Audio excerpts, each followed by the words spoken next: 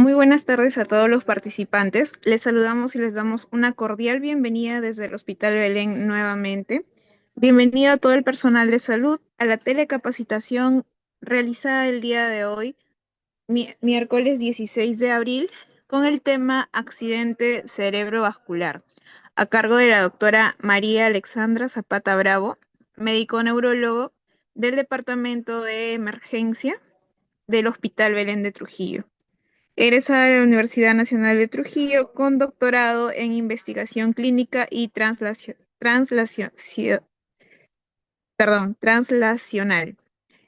maestría en medicina y con maestría también en gestión de los servicios de salud.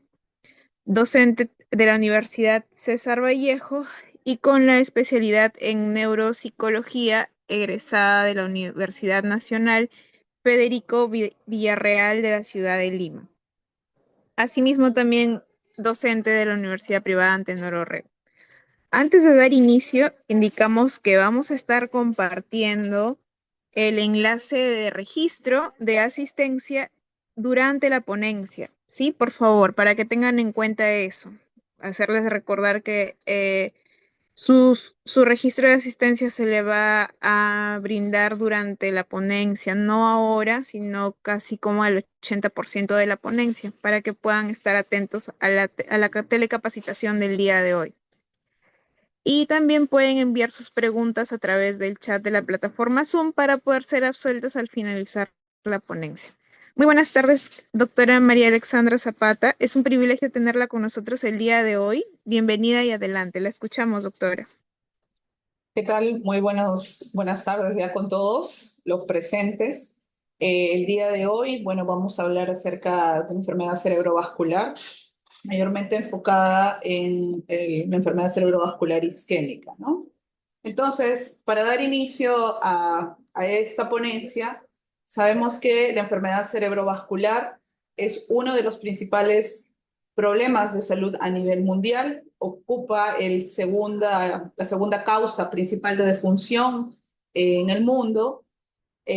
También se dice que en el Perú es la segunda causa de mortalidad y discapacidad, con 29 casos por 100.000 personas, y que durante el año 2018 hubo un total de casos de 12.835, el cual, conforme han pasado los años, pues ha ido incrementando, ¿no? Observándose o mencionando, según un artículo de la Revista Peruana de Medicina, refiriendo de que presentan 16.000 personas que mueren cada año por esta enfermedad, 5 millones padecen de una discapacidad permanente y el 6.5 millones de personas mueren tras sufrir una enfermedad cerebrovascular.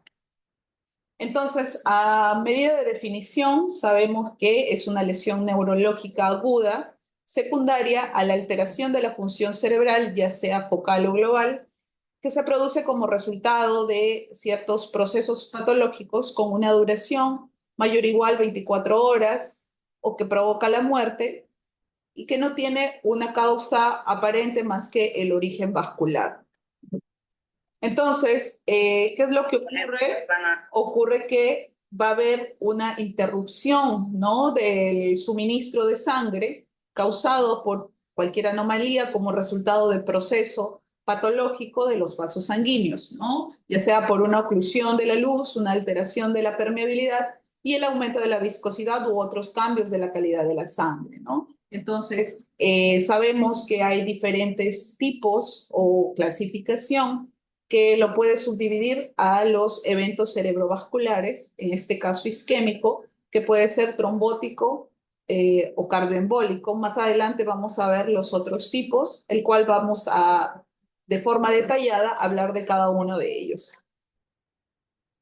Entonces, la enfermedad cerebrovascular se subdivide en dos clases, creo que sabemos ya de esto. Los ictus isquémicos en un mayor porcentaje, ¿no? Un 80% aproximadamente, a diferencia de los ictus hemorrágicos en un 15 a 20%. De lo que son los ictus isquémicos, encontramos los accidentes isquémicos transitorios o el ataque isquémico transitorio y el infarto cerebral per se, ¿no? El infarto cerebral es subdividido en lo que es el aterotrombótico, cardioembólico, el lacunar, el de causa inhabitual y de causa indeterminada. Y dentro de los ictus hemorrágicos, que será motivo para otra charla, ¿no? En intracraneal, que es el más frecuente, y la hemorragia subaracnoidea, ¿no? Dentro de la intracraneal, según el lugar donde se puede generar, puede ser parenquimatosa, siendo estas lobar, profunda, troncoencefálica o cerebelosa y ventricular. Entonces, hablando un poco de la fisiopatología, de por qué se da, ¿no?, esta enfermedad vascular cerebral, sabemos que esta se produce por una disminución del flujo sanguíneo cerebral. Normalmente, el flujo sanguíneo normal cerebral es de 50 mililitros por 100 gramos por minuto. Cuando se va produciendo una obstrucción o una disminución del flujo sanguíneo por una obstrucción, por una placa de ateroma, entonces va disminuyendo la cantidad, ¿no? Llegando hasta menos de 10 mililitros por 100 gramos por minuto.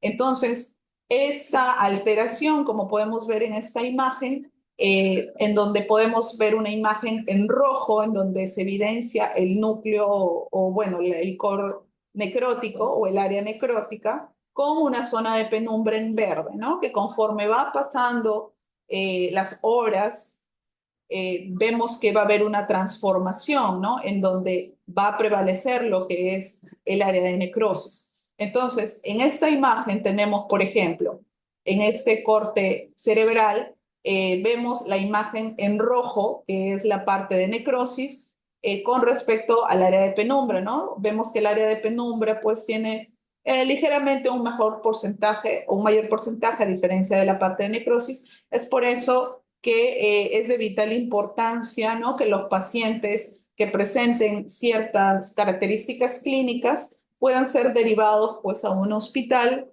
en donde se pueda realizar una terapia trombolítica para mejorar para evitar las complicaciones y también el grado de discapacidad pues no avance en un futuro en estos pacientes.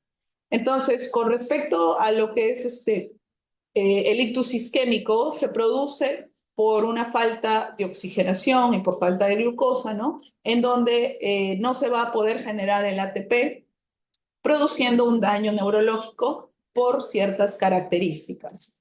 Dentro de ellas tenemos, por ejemplo, la excitotoxicidad que se va a producir por un incremento del glutamato, una excesiva liberación de glutamato, produciendo un edema citotóxico. También puede haber una alteración en los receptores NMDA sinápticos y extrasinápticos, lo que va a ocasionar una destrucción neuronal, alteración de la barrera hematoencefálica, produciendo una neuroinflamación, ¿no?, liberando citocinas proinflamatorias, así también como el estrés oxidativo, ocasionando una disfunción mitocondrial con liberación de radicales libres y sumándose así mayor producción de citocinas proinflamatorias y finalmente llegando a lo que es la muerte celular, ¿no?, por necrosis, apoptosis o autofagosis.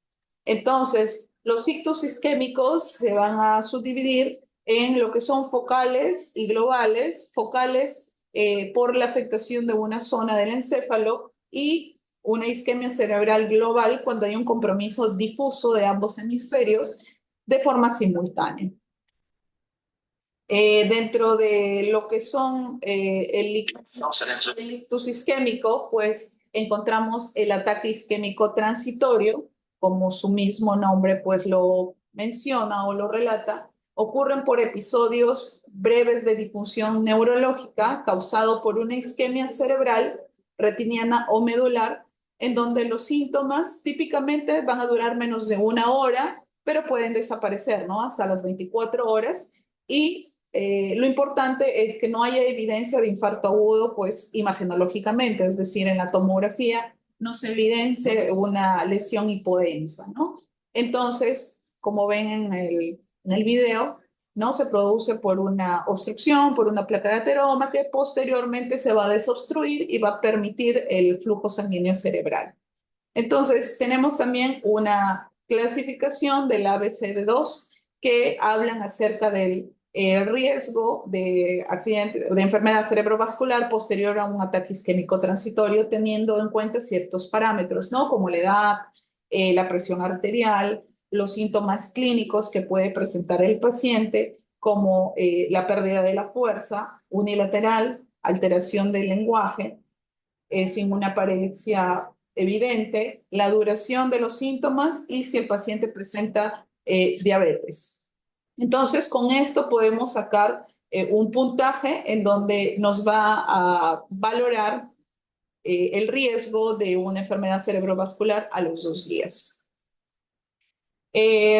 Esta, como ya lo hemos mencionado, puede producirse por una estenosis o oclusión de una arteria cerebral intra o extracraneal, también por una oclusión arterial por un émbolo distal a un punto donde exista un adecuado flujo colateral y también puede deberse por una perfusión global cerebral que está críticamente disminuida. Y la clasificación de TOAS es una clasificación del infarto cerebral que lo va a subdividir en arteriosclerótica o arterias o de grandes arterias, las cardioembólicas, la de pequeños vasos, ¿no? Cuando miden menos de 15 milímetros, la de causa indeterminada y por otras etiologías o de causas raras. Entonces, vamos a hablar acerca de cada una de ellas. En el infarto aterotrombótico va a haber un compromiso de arterias de gran tamaño que topográficamente pueden ser córtico o subcortical, de localización carotidia o vértebro-basilar, en donde va a evidenciarse una estenosis mayor o igual a un 50% en una arteria intra o extracraneal, o también puede haber una estenosis menos del 50% en ausencia de otra etiología, pero que hay la presencia de, por ejemplo, pacientes que tengan mayor de 50 años, pacientes hipertensos, diabéticos, con antecedentes pues, de tabaquismo o hipercolesterolemia. Asimismo, presentamos también los infartos cardioembólicos, que esta característicamente puede darse, ¿no? Por factores de riesgo netamente cardiológicos, ¿no? Como fibrilación auricular, también puede darse por un aleteo auricular, un síndrome del seno enfermo, ¿no? En donde imagenológicamente podría evidenciarse como infartos de transformación hemorrágica, infartos superficiales y profundas en una misma arteria, ¿no? O también puede haber recanalización rápida de vasos intracraneales. Encontramos también las enfermedades lo que son las enfermedades de pequeños vasos. En esta, como lo he mencionado, miden menor de 15 milímetros o menor de 1,5 centímetros de diámetro en el territorio de una arteria perforante cerebral. Las de etiología inhabitual es cuando, bueno, se han descartado las anteriores y, bueno, pueden tener diversas causas, ¿no? Por ejemplo, pueden ser por una disección arterial aguda, puede ser por una displasia fibromuscular, por un stroke inducida por drogas, por meningitis, un síndrome de moya-moya, ¿no? Tenemos diversas causas, ¿no? Mostradas en el slide. Y las de origen indeterminada es cuando ya se ha hecho un estudio exhaustivo, ¿no? Se ha descartado todas las anteriores, pero pueden haber estudios incompletos cuando puede darse por más de una etiología, ¿no? Sin saber cuál es la que empezó primero, por decirlo así, y porque no tiene un origen conocido.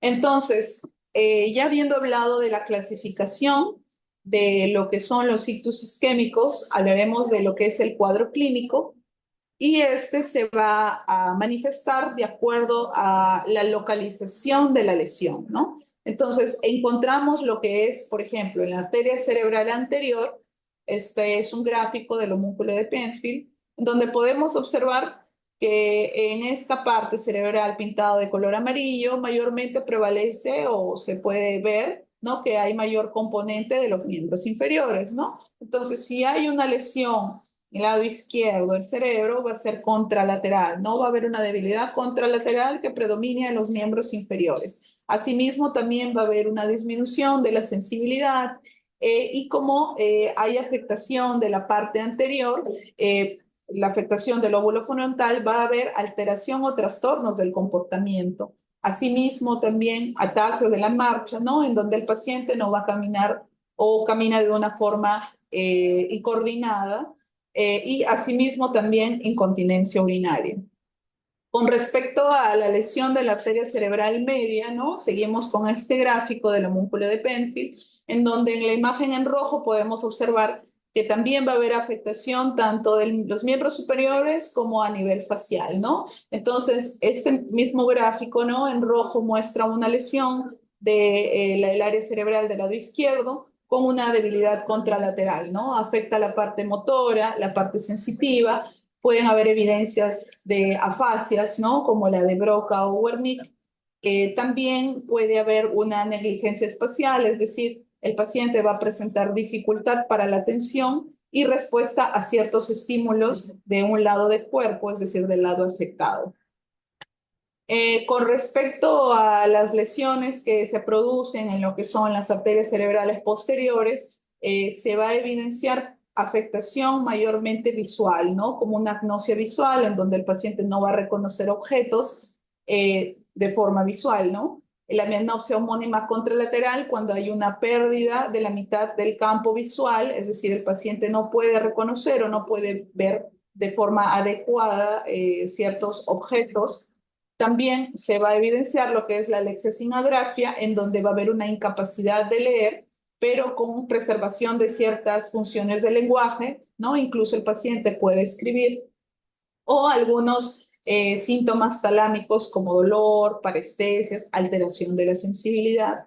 Y si la lesión se produce a nivel vértebro-basilar, va a haber afectaciones, ¿no? Como mareo, visión doble, dificultad para pasar los alimentos, es decir, una disfagia, pérdida de la conciencia, si es que la lesión pues abarca en áreas más profundas del tronco encefálico, ¿no? Porque se encuentra la parte de la respiración e incluso el paciente puede llegar pues al coma y a la muerte. La escala de NIS es una escala muy usada en la parte de emergencia, que se debe de aplicar no solamente al inicio del ingreso del paciente, ¿no? Sino durante la evolución del ictus, ¿no? Esta escala nos ayuda a valorar el tratamiento también que vamos a tener para iniciar una terapia trombolítica y también cómo va el pronóstico del paciente, ¿no? Entonces, en la escala de NIS se resume toda la evaluación neurológica con ciertas pautas, ¿no? En donde se tiene 13 pasos que se deben de seguir o 13 valoraciones en cuanto a la evaluación, empezando por la evaluación del nivel de conciencia, ¿no? En donde vamos a valorar si el paciente se encuentra alerta, si de repente se encuentra somnoliento, soporoso o está en coma, ¿no? También realizándole algunas preguntas como el mes, la edad y ver si responde una o ambas preguntas correctas, haciéndole la orden de abrir y cerrar los ojos y abrir y cerrar las manos. Evaluamos el 2 con los movimientos oculares de forma horizontal, pidiéndole al paciente pues que siga algún objeto o de repente nuestros dedos y valorar, ¿no? Los movimientos horizontales. El campo visual también por evaluación por confrontación, en donde vamos a evaluar pues los 4 cuadrantes y valorar si es que presenta alguna hemianopsia o cuadrantronopsia. La parálisis facial, ¿no? Eso visualmente también lo podemos evidenciar en un paciente, como vemos en la imagen inferior, ¿no? Es un paciente que tiene borramiento del surco nasogeniano del lado derecho, pero no hay borramiento a nivel frontal, entonces estaríamos en este caso, ¿no? Por una afectación del lado izquierdo a nivel cerebral y va a haber una afección contralateral, como recibe una irrigación secundaria en la parte superior, solamente va a haber un borramiento del surco nasogeniano.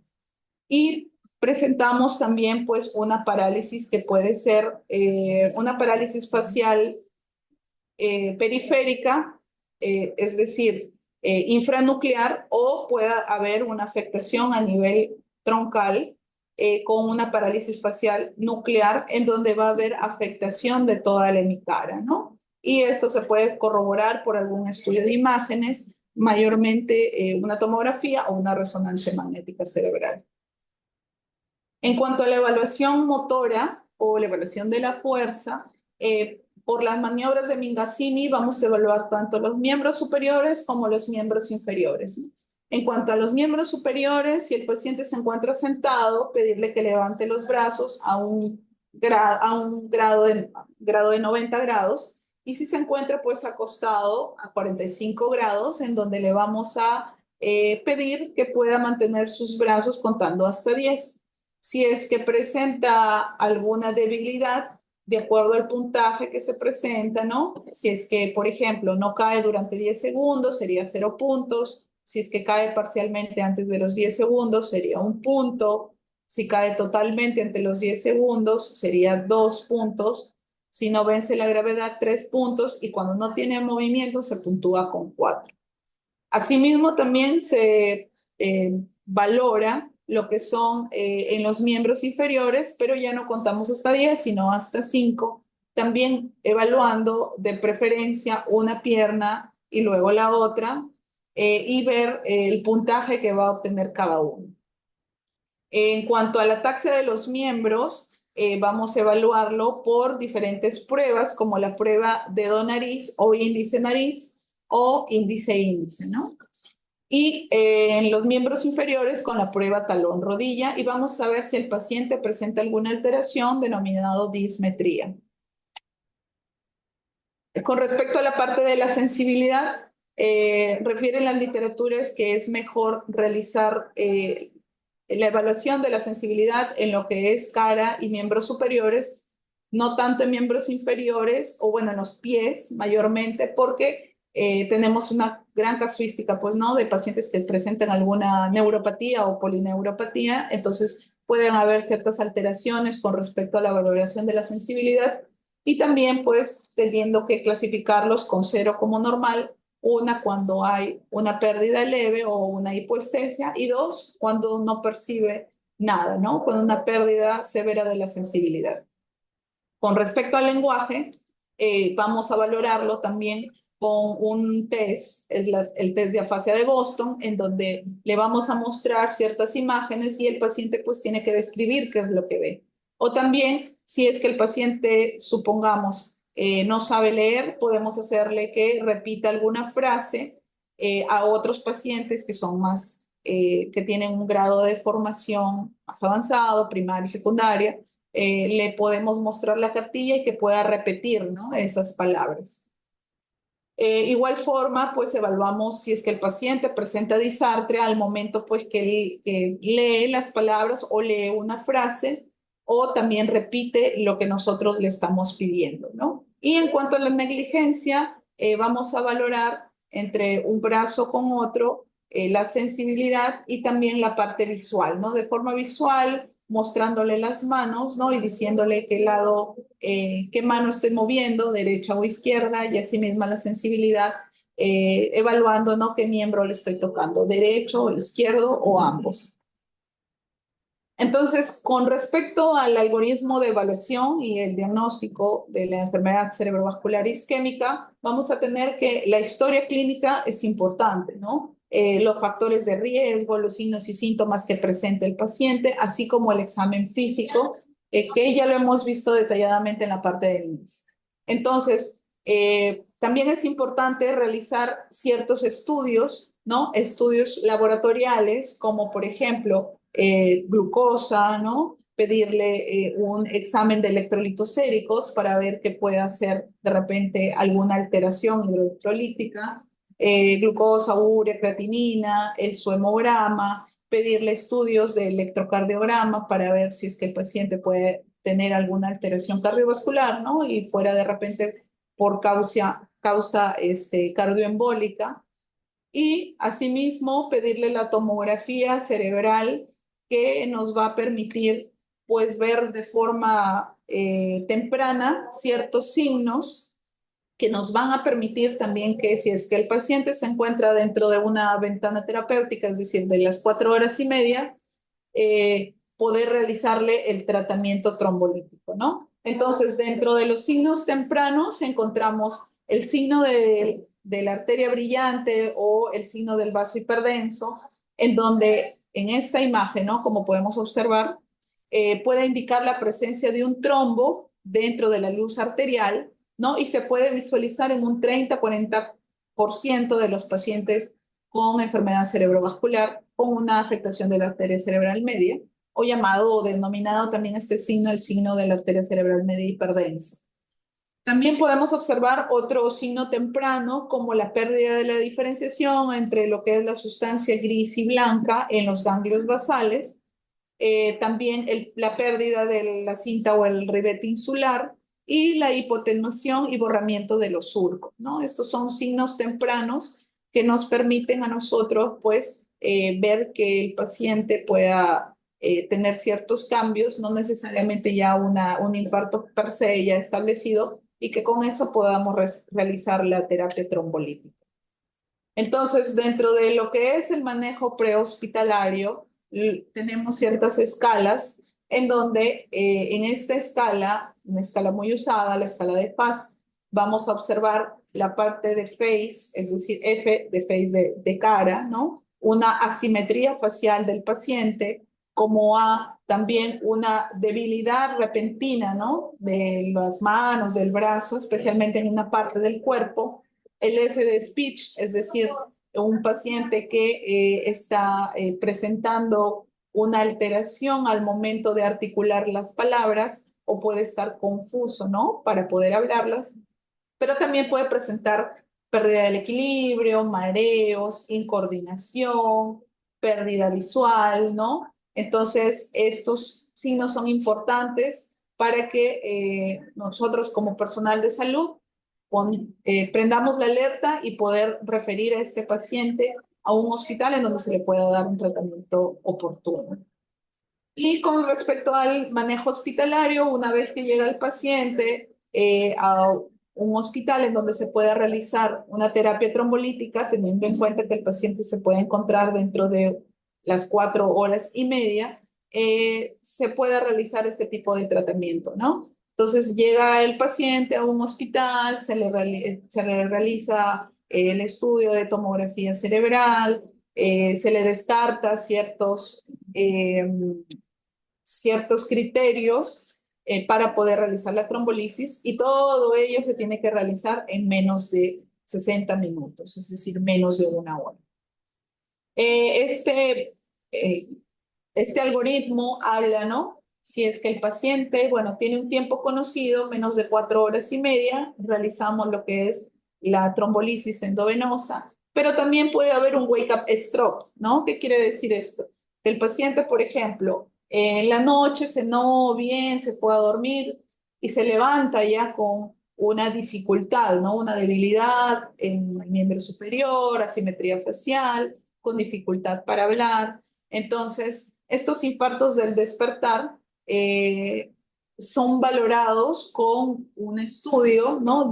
de resonancia magnética, en donde se va a evidenciar una discrepancia entre ciertas imágenes de difusión y de flare, que el estudio de difusión evalúa un daño precoz y el flare un daño tardío, ¿no? ¿Qué quiere decir esto, no? Por ejemplo, tenemos esta imagen donde hay una lesión, ¿no? En difusión, pero en flare no se puede evidenciar. Entonces, esto quiere decir que el paciente probablemente tenga menos de 3 horas de haberse iniciado el daño cerebral, pero si evidenciamos una lesión en difusión y una lesión en flare, quiere decir que ya tiene más de la hora, ¿no? De 4 horas y media, y posiblemente este paciente pues ya no se le pueda realizar la trombolisis endovenosa, sino sea candidato para una trombectomía mecánica, ¿no?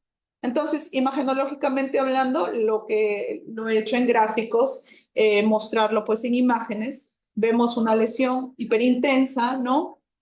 Tanto en difusión como en flare, en estas dos imágenes superiores, y en estas imágenes inferiores vemos una lesión hiperintensa en difusión, más no en flare, ¿no?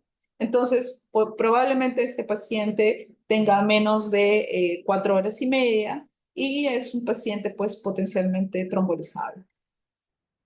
Entonces, el tratamiento que se va a realizar en pacientes que llegan dentro de una ventana terapéutica de 4 horas y media es la trombolisis endovenosa, ¿no? Esta trombolisis endovenosa se realiza con alteplasa en dosis de 0,9 miligramos por kilo, teniendo una dosis máxima de 90, en donde el 10% inicial se va a pasar en 1 minuto en bolo y el 90% restante se va a pasar en los 59 minutos, completando 1 hora, ¿no? Este es un gráfico que habla acerca de un estudio en donde se valora el tiempo, ¿no? Que se produce el daño o el tiempo, sí, el tiempo que tenemos para poder tratarlo con alteplasa y podemos observar que mientras menor sea el tiempo que tenemos nosotros para poder actuar, disminuye pues lo que es las complicaciones o el ranking, el grado de discapacidad que pueda tener el paciente. Es por eso de vital importancia poder realizar este tratamiento en pacientes potencialmente trombolizables y que se encuentran dentro de la ventana terapéutica de las 4 horas y media. Este es un gráfico que habla acerca de los criterios de inclusión y exclusión, debido a que no todo paciente se tromboliza, ¿no? Tengo un paciente dentro de las 4 horas y media, pero supongamos, ¿no? Por ejemplo, tiene antecedentes de una cirugía mayor, antecedentes de una hemorragia intracraneal reciente en los últimos 2 meses, o paciente que pueda tener una tumoración cerebral o alguna alteración de la coagulación. Entonces, estos pacientes se excluyen para realizar este tipo de tratamiento, ¿no? Y los criterios de inclusión, pues son pacientes mayores de 18 años, que tengan una puntuación de NIS más de 4, pero menos de 25, que no tenga pues hemorragia intracraneal, ¿no? Y bueno, que se encuentre dentro de la ventana terapéutica del tiempo establecido. Entonces, la trombolisis con alteplasa es un medicamento, pues, que, como vemos en el video, viene un medicamento, una solución en polvo con su diluyente. Y bueno, esto el equipo de enfermería ya entrenado, pues lo diluye, ¿no? Diluye el medicamento, te vienen 4 frasquitos, es decir, un frasco con su diluyente, es decir, 2 ampollitas, para poderlo realizar de acuerdo al kilo por peso que pueda presentar el paciente, ¿no? En donde pues se le va a colocar 2 vías endovenosas, de preferencia en el lado no afectado, y en el otro lado pues se va a tener el manguito del tensiómetro, ¿no? Para controlar las presiones arteriales, que son cada 15 minutos, ¿no? Por 2 horas, luego cada 30 minutos, por 6 horas y luego cada hora, ¿no? Y si el paciente presentara pues alguna complicación, es decir, cefalea, vómitos, su nivel de conciencia decae o incrementa el NIS, entonces hay que tener alerta, ¿no? Que puede presentarse una de las complicaciones que son más frecuentes para la trombolisis, que es la hemorragia intracerebral, en un 6,4 refiero en la literatura, que se puede presentar, pero no solamente los hemorragias intracerebrales, sino también pueden haber angioedema, anafilaxia, sangrados sistémicos o una ruptura miocárdica, ¿no? Y si es que hubiese alguna de estas complicaciones, pues se detiene la infusión, se puede agregar precipitado, ¿no? Y bueno, se tiene que valorar también al paciente. Es por eso que estos pacientes van a una unidad de cuidado crítico, ¿no? En donde se le pueda monitorizar.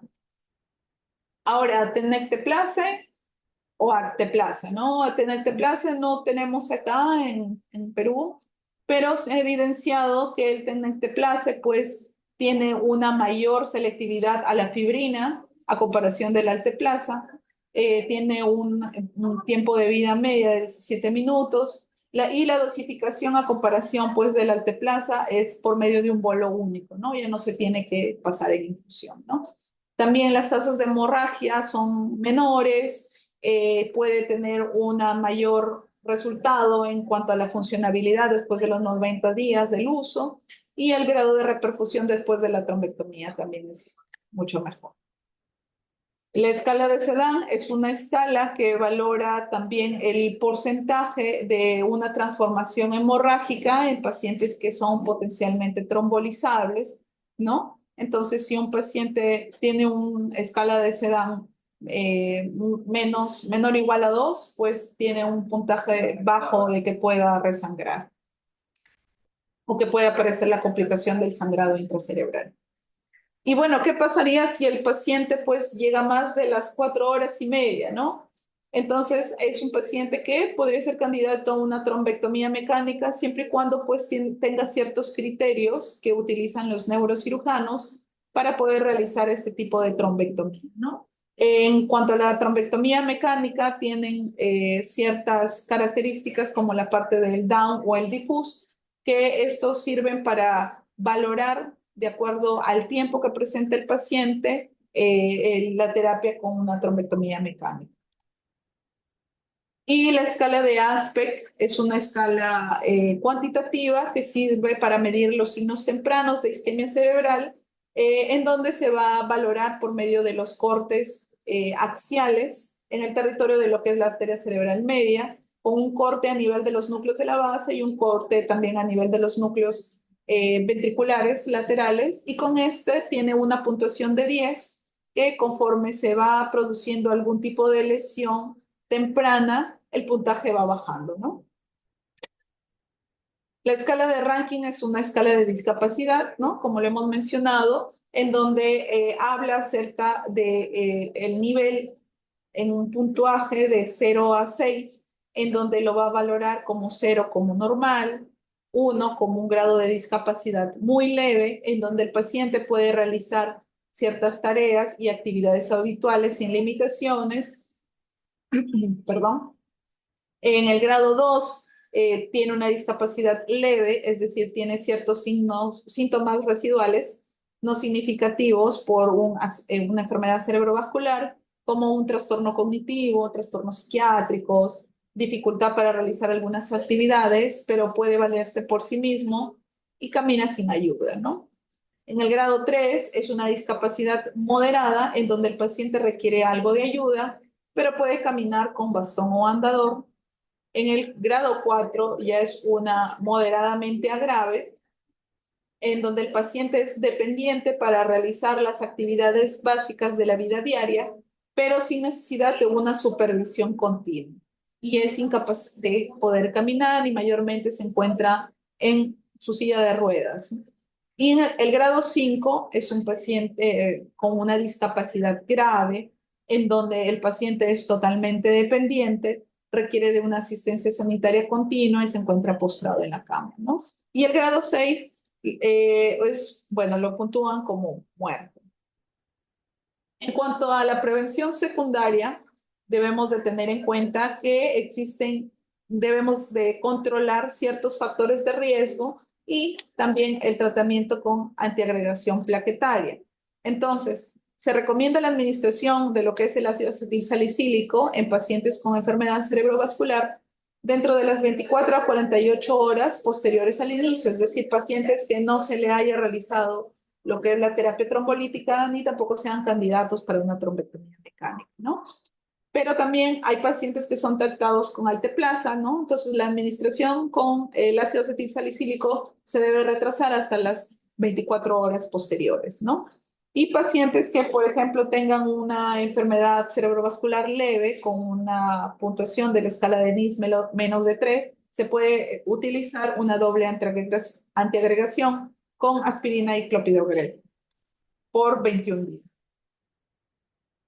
En cuanto a la presión arterial, el manejo de la presión se debe de realizar siempre y cuando el paciente tengamos en cuenta esto, ¿no? Si el paciente es un candidato para lo que es la trombolisis endovenosa, pero ingresa con una presión 220 sobre 120, tenemos que disminuir la presión llegando como una presión arterial sistólica óptima de 185 milímetros de mercurio. Entonces, existen ciertos fármacos antihipertensivos que te ayudan, ¿no?, a controlar mejor la presión, ¿no? Encontramos a la betalol, el cardipino, ¿no? Puede utilizarse también la nitroglicerina, siempre y cuando pues las presiones se mantengan bastante elevadas lo óptimo que necesitamos es mantenerlo al paciente con una presión menos de 185 sobre 110. Asimismo, también ver medicamentos antipiréticos, ¿no? Es importante que los pacientes pues no tengan una temperatura mayor a 37,5 grados centígrados, debido a que esto también puede perjudicar o complicar su estado de salud, y mantener también las glucosas a rangos de 140 a 180 y vigilar que el paciente pues no haga hipoglicemias. Esta es un estudio que habla acerca de las recomendaciones adecuadas, ¿no?, del control glicémico durante el ingreso y después de lo que son los eventos cerebrovasculares, en donde mencionan que la hiperglucemia en el ingreso mayor de 140 miligramos por decilitros se asocia a un peor pronóstico en pacientes que reciben una terapia trombolítica con alteplasa, ¿no? Y también pacientes que tienen, por ejemplo, valores de glucosa al ingreso mayor de 158 miligramos por decilitro, presentan un menor porcentaje de recanalización. Es decir, no solamente afectan a la terapia trombolítica endovenosa, sino también a la terapia quirúrgica. En cuanto al manejo de la hiperlipidemia, mencionan que el objetivo de lograr el valor del colesterol LDL es de menor de 70 miligramos por decilitros para evitar eventos o riesgo de eventos cerebrovasculares mayores. Y también es importante pues que pacientes que presentan un colesterol LDL mayor de 100 miligramos por decilitros, utilizar estatinas, ¿no?, que se ha observado que disminuyen la recurrencia de los eventos cerebrovasculares. La nutrición es importante debido a que esto va a evitar pues que se produzcan eventos cerebrovasculares a futuro, disminuyendo el riesgo de la recurrencia, y por eso lo que recomiendan las guías es utilizar una dieta mediterránea, ¿no?, para el control de posibles eventos cerebrovasculares. Asimismo, también pacientes que tienen factores de riesgo que pueden ser modificables, ¿no?, como el fumar, se recomiendan pues que dejen de hacerlo, ya que el fumar no solamente ocasiona mortalidad a nivel pulmonar, sino se ha evidenciado que en un 34% de los casos también es un factor de riesgo para producir enfermedades cerebrovasculares. Y la actividad física, recomiendan al menos realizar algún tipo de actividad aeróbica de una intensidad moderada por un mínimo de 10 minutos 4 veces al día, o 4 veces por semana, perdón, o una actividad aeróbica vigorosa durante al menos 20 minutos 2 veces por semana. Y se ha evidenciado que, por ejemplo, personal, ¿no?, o personas que trabajan de forma sentada, ¿no?, por muchos periodos de tiempo, se recomienda que el tiempo de sedentarismo se tiene que intercalar con ciertos intervalos de hacer algún tipo de ejercicio, ¿no? Caminar, un ejercicio ligero o 3 minutos permanecer en pie para mejorar la salud cardiovascular, ya que la inactividad física, es decir, estar sentado más de 4 horas al día, se considera como una conducta de riesgo cardiovascular. Y bueno, esta es una imagen que podemos ver un cerebro sano, un cerebro con signos leves de un infarto cerebral, y que si es que no se trata a tiempo, pues puede producir todo esto, ¿no?, un daño mucho mayor. Y termino pues esta exposición manifestándoles, ¿no? Que la enfermedad cerebrovascular no solamente cambia la vida de quien la sufre, sino también de toda la familia y del entorno. Reconocer los síntomas a tiempo y actuar de forma rápida puede marcar la diferencia entre la vida y la muerte, entre la autonomía y la dependencia también del paciente, y que esta información pues se convierta en prevención, en apoyo y sobre todo en empatía para con los pacientes. Muchísimas gracias.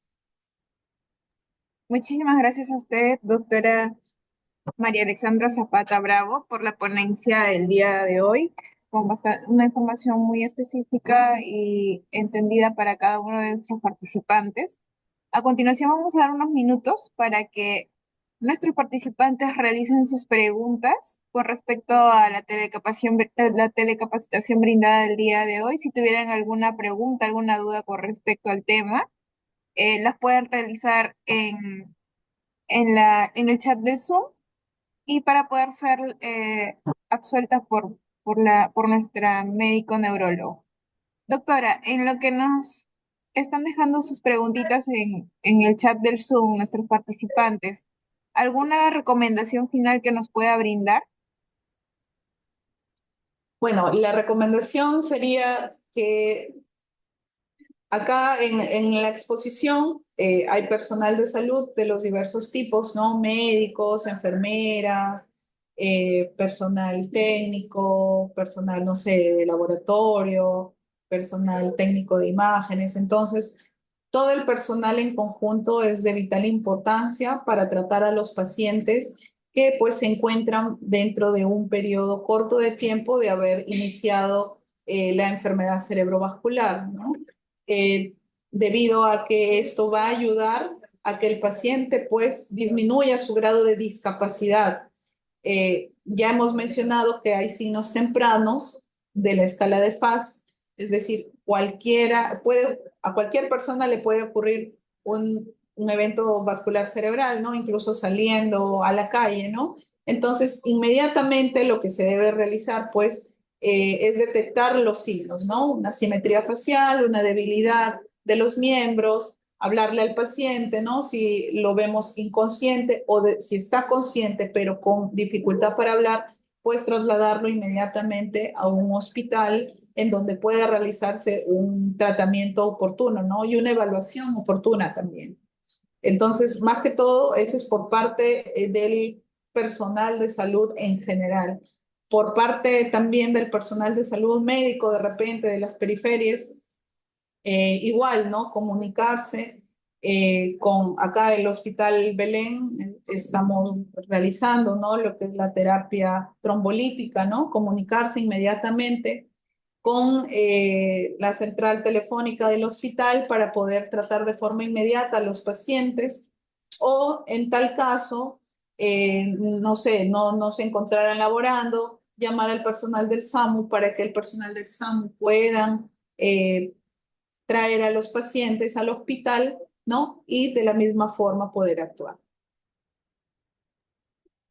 Muy bien, doctora, muchísimas gracias por su recomendación. Vamos a dar pase ahora a las preguntas de nuestros participantes. Nos comentan, como primera pregunta, buenas tardes. Paciente que sufrieron una parálisis facial, ¿podría ser alerta de algún tipo de ACV? Ya. Las parálisis faciales, mayormente hay que poder determinarla, ¿no? Hay parálisis faciales que pueden ser centrales, como les mostré en la imagen, que te hacen pensar, ¿no? En un evento cerebrovascular, pero existen también las parálisis faciales periféricas, ¿no? Entonces, si de repente el paciente solamente presenta la simetría facial, pero al momento de hablarle, ¿no? No le entiende, se evidencia pues una leve disartria, pero por la caída, más no por que propiamente esté hablando por alguna lesión cerebral. Le realizas la evaluación, ¿no? Con las pruebas de Mingazzini que les he mencionado, ¿no? Que levante los brazos, si los mantiene, tiene buena coordinación, tanto de los miembros superiores como de los miembros inferiores, ¿no? Y manifiesta de repente que el paciente previo a la parálisis facial ha tenido algún evento estresor, ¿no? O la aparición de algunas vesículas tipo virales, ¿no? Como el herpes virus. Entonces, mayormente esos pacientes van por consultorio externo. Hay que tener en cuenta que no solamente una sintomatología, ¿no? Como dicen, una flor no hace un verano, ¿no? En primavera, por decirlo así. Entonces, hay que ver el conjunto de síntomas y de signos que pueda presentar el paciente para ver que pueda ser candidato para el ingreso a emergencia, ¿no? Porque no toda parálisis facial netamente es por un problema neurológico central, sino periférico. Muy bien, doctora, muchísimas gracias por su respuesta. Continuamos con las preguntas. Nos comentan, ¿cuánto tiempo pasa para ver algunos nuevos signos en un paciente que está en emergencia por un ACV recién ingresado? Ya. Bueno, hay signos iniciales, tomográficamente hablando, como los he mencionado, en donde pues inmediatamente se pueden observar, ¿no? El signo de la arteria cerebral media hiperdensa, el borramiento de los surcos, también lo que es la sustancia gris con blanca, la disociación, ¿no? Que son signos imagenológicos que puede presentar el paciente. Y posteriormente se tendría que hacer un control, ¿no? Al paciente. Eso va a depender también de la clínica que pueda presentar el paciente. Supongamos, el paciente llegó, ¿no? Con una simetría facial, con una debilidad de los miembros, una disartria, llega al hospital, se le realiza un estudio de tomografía cerebral para descartar que no haya hemorragia, ¿no? Y se evidencia ciertos signos iniciales. Entonces, si llega dentro de una de las 4 horas y media, se realiza la terapia trombolítica, se evalúa al paciente. Si el paciente no presenta alguna alteración, es decir, su estado de conciencia no decae, al hacerle la valoración del NIS, el NIS no incrementa en puntuación, entonces seguimos con la observación, pasa a una unidad en donde se le sigue controlando y se le puede realizar una tomografía control al segundo día. Pero si se da el caso en que el paciente durante la terapia trombolítica endovenosa decae su estado de conciencia, incrementa la valoración de la escala de NIS, entonces tenemos que detener la terapia trombolítica y realizarle una tomografía cerebral de forma inmediata para ver que no haya pues un sangrado a nivel cerebral. Muy bien, doctora, muchísimas gracias por su respuesta. Continuamos. Nos comentan, ¿se puede trabajar con anticoagulantes en pacientes con ACV o algún medicamento? Bueno, supongo que es algún otro medicamento. Eh, Bueno, me imagino que hablan de la anticoagulación. Como mencioné, bueno, sí, podría darse en este caso, todo depende de la valoración del paciente, ¿no?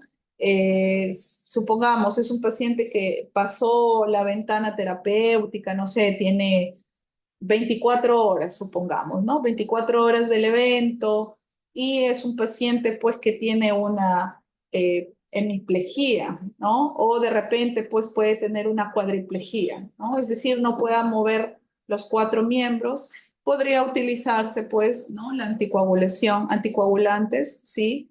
Porque es un paciente pues que no va a poder movilizarse, ¿no? Sí podría usarse. Me imagino que va por ahí la pregunta en pacientes bueno, se encuentran fuera de una hora en que se pueda realizar la trombolisis. Pero no en todos los pacientes se realiza la anticoagulación. Y bueno, la antiagregación plaquetaria, como lo mencioné, si es un paciente que no, que no se ha trombolizado, se puede dar la anticoagulación, antiagregación plaquetaria dentro de las primeras 24 horas, ¿no? Que ingresó el paciente. Doctora, como última pregunta nos comentan, ¿la terapia trombolítica hasta cuánto tiempo después de sucedido el ACV se puede realizar? Ya, como, bueno, ya lo he mencionado, lo vuelvo a repetir, el paciente para hacer la terapia trombolítica endovenosa o de trombolisis endovenosa es dentro de las 4 horas y media, ¿no?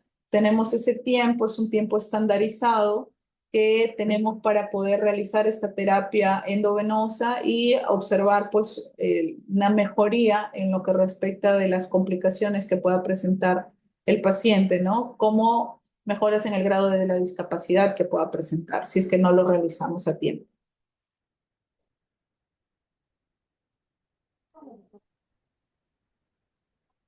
Su tiempo, por las respuestas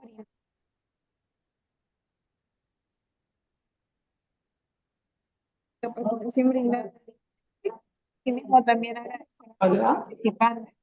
¿Puedo escucharlos? Hola. Sí, no Hola, sé si sí, hay hola. alguna otra. ¿Sí me escucha, doctora? Sí, sí, sí. Ah, ok, estaba hablando, creo que no estaba abierto el micrófono. Bueno, esa sería la última pregunta, doctora. Agradecer muchísimo su tiempo y la disposición para el día de hoy realizar la telecapacitación, que ha sido una información muy relevante para cada uno de nosotros. Asimismo, también agradecer a nuestros participantes y esperamos, doctora, contar con usted para próximas telecapacitaciones y nos pueda brindar mucho más información con respecto a las patologías que se dan en la especialidad de neurología, ¿no? Asimismo, hacerles también de conocimiento que se les ha enviado el link de asistencia para que se puedan registrar y puedan asistir próximamente a las otras telecapacitaciones que pueda brindar el área de telesalud del Hospital Belén. Muchísimas gracias a todos, que tengan muy buenas tardes. Muchas gracias. Buenas tardes.